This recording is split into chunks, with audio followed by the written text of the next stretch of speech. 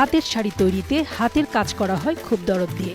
গভীর মনোসংযোগের পাশাপাশি থাকতে হয় তীক্ষ্ণ ও সতর্ক দৃষ্টি। কাজের মূলত দুটি ধাপ: ১. পুরুষেরা তাঁত বোনেন, আর ২. চরকা কাটা, রং করা ও জরির কাজে সহযোগিতা করেন বাড়ির নারীরা। ইতিহাস থেকে জানা যায়, সিন্ধু অববাহিকা থেকে পশ্চিমবঙ্গের মুর্শিদাবাদে আসে সনাতন ধর্মাবলম্বী বসাক সম্প্রদায়। সেখান থেকে রাজশাহী, এরপর ঢাকার ধামরাই।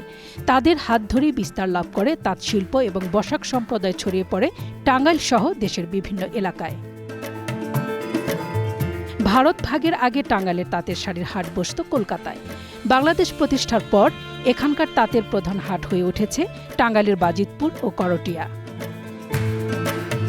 স্থানীয়ভাবে একটি প্রবাদ আছে, চমচম, টমটম ও শাড়ি, এই তিনে টাঙ্গাইল বাড়ি।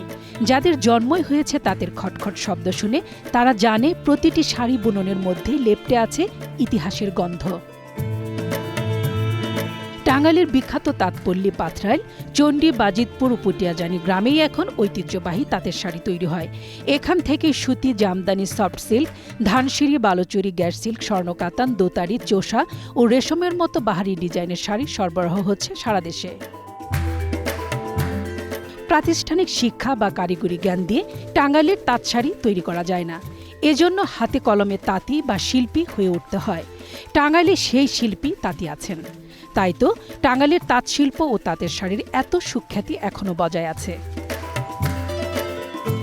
বর্ষাদা খান লিপি, গ্রিন নিউজ, ঢাকা।